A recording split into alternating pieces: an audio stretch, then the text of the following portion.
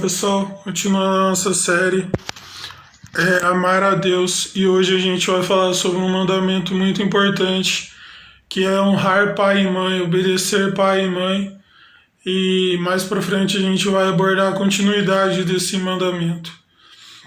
Primeiramente, é preciso abordar algumas coisas sobre esse assunto. Os extremos que esse tipo de relação entre pais e filhos vem vem abordando ao longo de anos, né? Porque ele vem mudando muitas vezes para algo pior. E a gente pode reparar que os filhos, antigamente, e eu posso dizer isso com propriedade porque eu fui criado sobre isso, esse respeito, esse temor aos pais, mas não com a questão de medo, mas o mesmo temor em relação a Deus pelos meus pais. E é claro que, diferente do que os meus pais, por exemplo, tiveram com os pais dele, de liberdade de muitas coisas, que muitos da minha geração conseguiram essa liberdade a mais, mas conquistar essa liberdade não significa que é uma porta aberta para a desobediência desse mandamento de honrar pai e mãe, né? Obedecer pai e mãe. Muito pelo contrário. Essa liberdade mostra mais ainda a questão do respeito. E falando em liberdade, né? Lá no início da criação, que é mais liberdade do que Adão e Eva tinham lá, tinham acesso a tudo, tinham acesso à presença de Deus na viração do dia. Deus vinha para conversar com eles, sabe? Só que essa liberdade, com o tempo, infelizmente, acabou sendo uma influência negativa sobre as palavras de Satanás naquela situação, de que quando Satanás os influenciou a provar do fruto, ou seja, a desobedecer a Deus, desobedecer o Pai Celestial, foi que o pecado entrou na humanidade. E por outro lado, a Bíblia diz que Cristo, por meio de tudo que ele sofreu e obedeceu, ele aprendeu. Sabe, isso que eu quis dizer com os extremos. A gente não consegue um equilíbrio nessa liberdade. E é isso que Cristo nos ensina.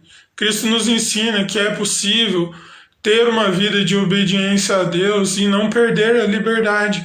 Mas muitas vezes a gente acha que obedecer a tudo é perder a liberdade, é ser tolhido, é ser oprimido. Sabe, por isso que muitas vezes a gente vê tantos desequilíbrios aí no trânsito, pessoas fazendo o que querem, umas com as outras, tratando um ao outro de qualquer jeito, por causa desse desequilíbrio, sabe? Quando o nosso relacionamento com Deus é desequilibrado, não adianta, qualquer relacionamento nosso vai ser desequilibrado. E a gente muitas vezes acha que tem um relacionamento saudável com Deus, mas não tem. Muitas vezes só está baseado no pedir, no exigir. E é esse desequilíbrio muitas vezes que é observado nos filhos de uns anos para cá. Sabe, eles perderam o respeito a pai e a mãe. E aproveitando essa abordagem, eu pergunto aí para você que pretende ser pai, ser mãe em sua vida, você tem se preparado para entre aspas, essa tarefa na sua vida? Sabe, você tem se preparado, tem se analisado e visto o que você pode conservar, ou o que você pode transformar para algo melhor da criação que você recebeu? Porque não vai adiantar. Sabe, a gente muitas vezes quer uma sociedade forte, quer uma sociedade consistente, Mas se a gente tem casas, lares desequilibrados, isso vai refletir na sociedade como um todo, isso vai refletir na política, nas igrejas, vai refletir em tudo quanto é aspecto da sociedade. Se a estrutura, que são as famílias, estão sendo deturpadas, e eu não vou aqui ficar passando pano para ninguém, não. Deus criou homem e mulher e isso tem sido deturpado. A estrutura básica, essencial de uma família tem sido deturpada. Então não adianta. Se em pequenas escolhas revelam nossa rebelião contra Deus, quem dirá as grandes escolhas? E parte dessas escolhas tem sido a maneira que os filhos têm se posicionado diante do seu pai e da sua mãe. Eu conheço poucos casos que, mesmo na velhice, os filhos permaneceram honrando pai e mãe, sabe? Permaneceram ali fiéis à obediência de uma vida inteira, ao ponto de que o pai e a mãe cuidou desse filho, dessa filha a vida inteira. E eu admiro, porque vai além de uma condição financeira. Sabe, muitas vezes as condições financeiras não são as melhores, mas o cuidado não é algo só material, é com palavras. O amor, ele é demonstrado com palavras também. Sabe, um filho, eu acredito, né? Não está escrito em lugar nenhum, mas eu acredito que um homem, uma mulher, um filho, uma filha está pronto para se tornar pai ou mãe quando ele se vê disposto a cuidar de quem sempre cuidou dele, sabe? E isso é algo extremamente sério, isso é algo extremamente profundo, porque na continuidade do mandamento diz assim: e tudo lhe correrá bem, terá dias longos na terra. E esse é o primeiro mandamento com promessa.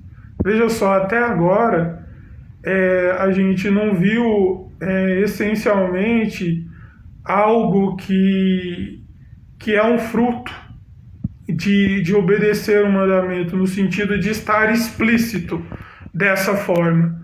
E a Bíblia é tão rica que a gente acha os 10 mandamentos lá no Antigo Testamento, em alguns livros, mas no livro de Efésios a gente tem essa instrução em relação à igreja. Sabe, é essa sabedoria de Deus que me surpreende. Eu sei que o tempo todo a nossa fé não vai estar vigorosa, o tempo todo a nossa fé não vai estar frutífera, mas a gente precisa estar consciente de que a Bíblia explica a própria Bíblia. E é isso que é feito no livro de Efésios. E na continuidade ainda, direcionando a patrões e empregados, vamos dizer entre aspas, Paulo também orienta essa obediência dos empregados aos seus patrões, e também tem um ponto importante em relação aos pais, que ele fala: pais, também não despertem a ira em vossos filhos, né? Não desperte algo ruim também, ou seja, o equilíbrio de todas as coisas, entende? E não é por acaso que na continuidade do capítulo ele aborda a questão da armadura de Deus, né? Aspectos da salvação, da justiça, da verdade, da palavra de Deus, do evangelho. Não tem como a gente pautar o nosso relacionamento com Deus em primeiro lugar sem usar a palavra, sem permitir o Espírito Santo esculpir em nosso caráter atributos de Deus como justiça, verdade, né? A palavra de Deus. Não tem como. Quando isso tá desregulado, tá desequilibrado na nossa vida, todos os relacionamentos, pais e filhos, patrões e empregados, tudo vai estar desregulado, tudo vai estar desequilibrado. Sabe, muitas vezes a gente quer ser honrado pelas pessoas, mas a gente raramente se pergunta como eu posso honrar alguém hoje? Como eu posso demonstrar de volta a honra que sempre colocaram na minha vida com um cuidado, com palavras? E, e aí a gente vai se afundando no nosso egoísmo, nas nossas paixões vazias, porque a gente vai negligenciando o que nunca deveria ser deixado de lado, né? Que é a palavra de Deus, que a própria Bíblia fala a respeito disso, que nós sejamos santificados na palavra de Deus, que é a verdade. Muitas vezes estamos relativando tantas coisas, estamos relativando o conceito de família, o conceito de relacionamento com Deus, e as coisas essenciais vão sendo perdidas e a gente não se dá conta disso ou não quer se dar conta, mas que a gente possa realmente compreender a importância de honrar quem Deus escolheu para ser o nosso pai ou a nossa mãe, ou alguém que Deus nos colocou sob o cuidado. Não interessa muitas circunstâncias, tantas vezes, se a gente escolher o caminho da desonra, o caminho do orgulho, é isso que a vida inteira vai se pautar.